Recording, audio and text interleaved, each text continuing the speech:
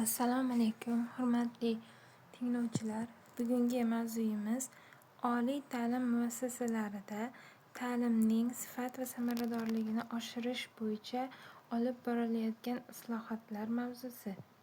Taqdimot rejasi. Tizimning huquqiy asoslari, kredit modul tizimi, avtonomiya va mustaqillik, raqamlashtirish va sifat nazorati, xalqaro integratsiya, Finlandiya tajribasi va ishlab chiqarish bilan hamkorlik. Islohotning huquqiy asosi va xronologiyasini ko'rib chiqadigan bo'lsak, O'zbekistonda oliy ta'limni modernizatsiya qilish bosqichma-bosqich qat'iy normativ huquqiy hujjatlarga tayangan holda amalga oshirilmoqda. Misol uchun, 2019-yilda Prezident farmoni PF 5847 sonli oliy ta'lim tizimini 2030-yilgacha rivojlantirish konsepsiyasi tasdiqlangan. Ikkinchidan, 2020-yil O'zbekiston qonuni bo'yicha, ya'ni O'RK 687 sonli qarorda ta'lim to'g'risidagi qonunning yangi transformatsion tahriri qabul qilindi. Uchinchidan, 2021-yil Prezident qarori PK 5157 yetakchi davlat oliy ta'lim muassasalariga akademik va moliyaviy mustaqillik berildi. Ta'lim to'g'risidagi qonun yangi davr poydevori. Yangi tahrirdagi qonun oliy ta'lim tizimini globallashuv sharoitiga moslashtirish uchun huquqiy kafolat berdi. Ta'lim shakllarining kengayishi. Bu birinchidan, kunduzgi va sirtqi shakllar bilan birga masofaviy, ya'ni onlayn. Bundan tashqari dual, ya'ni ishlab chiqarish bilan birgalikda hamkorlik olib boriladigan ta'lim hisoblanadi va shu bilan birga inklyuziv ta'lim qonunlari mustahkamlab berildi. Akademik erkinlik. Oliy ta'lim muassasalariga o'quv rejalari va dasturlarini mustaqil ishlab chiqish huquqi berildi. Pedagogik maqom. O'qituvchilarning jamiyatdagi nufuzi, ularning ijtimoiy-moddiy himoyasi qonuniy kafolatlandi. Oliy ta'lim tizimini 2030-yilgacha rivojlantirish konsepsiyasi. Konsepsiyaning bosh strategik maqsadi oliy ta'lim sohasida raqobatbardosh muhit yaratish va sifatni xalqaro darajaga olib chiqish hisoblanadi. Strategik maqsadlar strukturasini ko'rib chiqadigan bo'lsak, qamrov darajasini 50% ga yetkazish, ya'ni oliy ta'limga bo'lgan talabni kuchaytirish, aholini barcha qismini oliy ma'lumotli qilishga erishish. Kamida 10 ta oliy ta'lim muassasasini xalqaro reytinglarga QS kiritish hisoblanadi. Uchinchisi, davlat-xususiy sherikchilikni kengaytirish. Bu xususiy sektorni kuchaytirish hisoblanadi. Zanjirli model. Talaba, sifatli ta'lim, yuqori malakali mutaxassis, raqobatbardosh mehnat bozori. Bunda talabaga urg'u beriladi. O'qituvchi markazda emas, balki talabani o'zi mustaqil ilm izlanishi ko'zda tutiladi. Mustaqil izlanuvchi talaba ta'lim sifatini oshiradi va bu talabadan yuqori malakali mutaxassis chiqadi. Bu mutaxassis esa mehnat bozorida bemalol raqobatbardosh kadrga aylanadi. Kredit modul tizimi.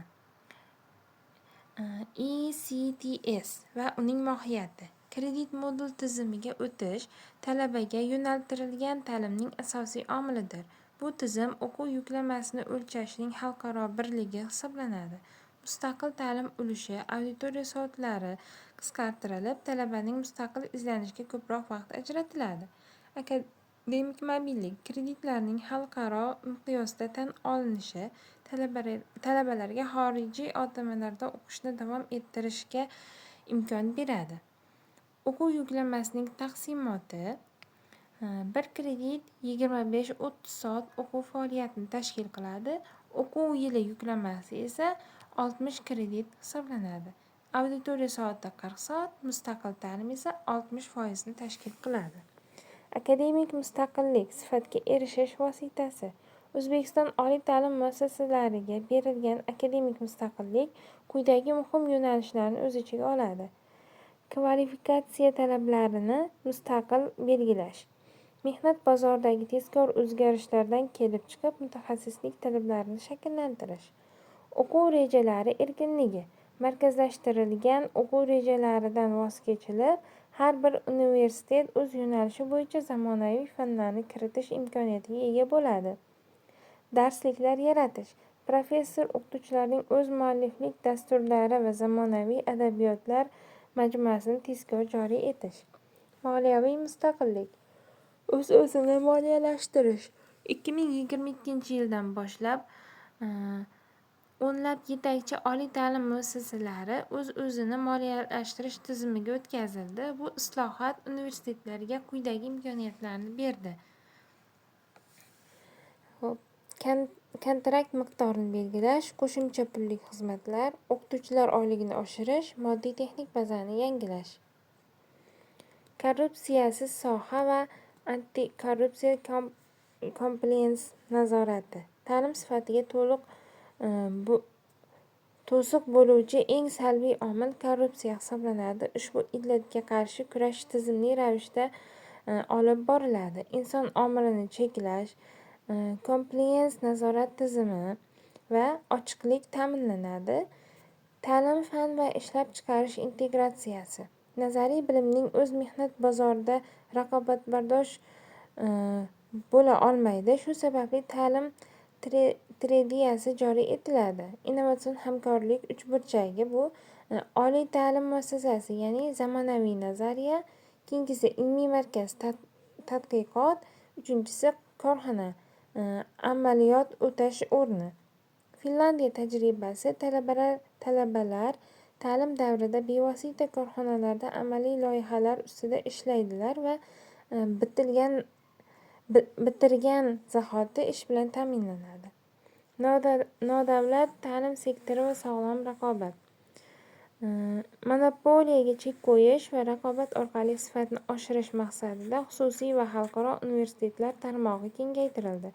Xususiy oliy ta'lim muassasalarida mahalliy investorlar tomonidan tashkil etilgan oliygohlar davlat universitetlari bilan teng huquqli asosida faoliyat yuritadi. Xalqaro filiallar. Buyuk Britaniya, AQSh, Koreya, Rossiya, Singapur kabi davlatlarning nufuzli oliy ta'lim muassasalari filiallari ochildi. Double degree, ya'ni qo'shma dasturlar. Mahalliy universitetlar talabalari o'qishning ma'lum qismini xorijda o'tab, qolgan qismini esa o'z yurtida o'tashlari mumkin hisoblanadi. Raqamli universitet. HEMS axborot tizimi.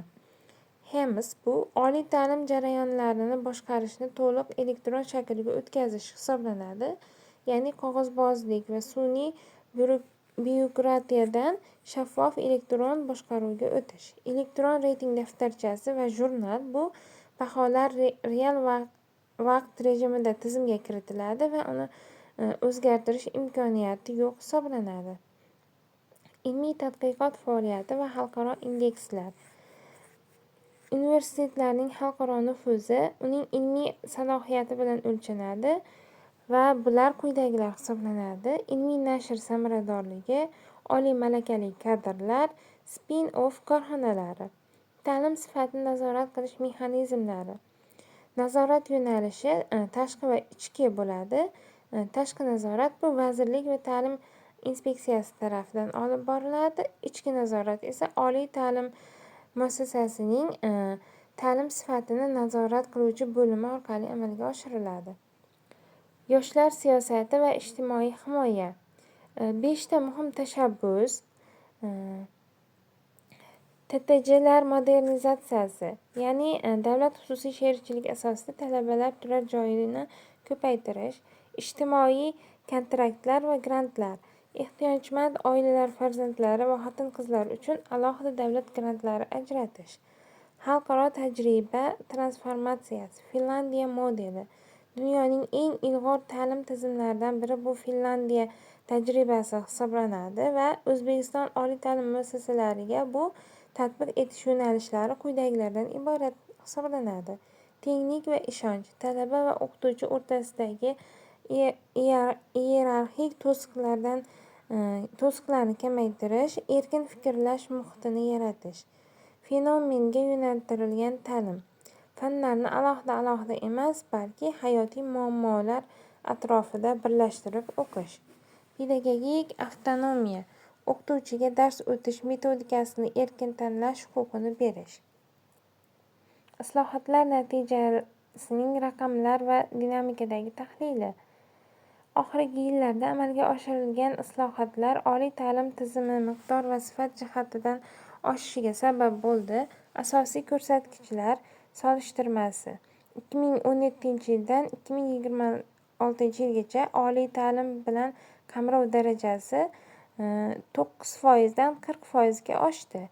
Oliy ta'lim muassasalari umumiy soni 77 dan 210 tagacha ortdi. Xotin-qizlar uchun grantlar, yuzlab maxsus kvota va foizsiz ta'lim kreditlari joriy etildi. Kelajakdagi ustuvor vazifalar va innovatsiyalar. Oliy ta'limni rivojlantirishning navbatdagi bosqichidagi strategik maqsadlar. Sun'iy intellekt integratsiyasini joriy qilish, Green University, yashil universitetni joriy qilish, umrbod ta'lim, ya'ni kattalar uchun qayta tayyorlov va malaka oshirish tizimlarini moslashuvchan qilish. Xulosa qilib aytadigan bo'lsak, oliy ta'limdagi islohotlar bu shunchaki qonunlar yoki raqamlarning o'zgarishi emas, balki yangi O'zbekistonning intellektual poydevorini yaratish, talabalarda mustaqil va tanqidiy fikrlash ko'nikmalarini shakllantirish strategiyasi hisoblanadi. Sifatli ta'lim va global mehnat bozoriga mos kadrlar tayyorlash milliy taraqqiyotning eng asosiy poydevori hisoblanadi. Bugungi darsimiz shundan iborat. E'tiboringiz uchun rahmat.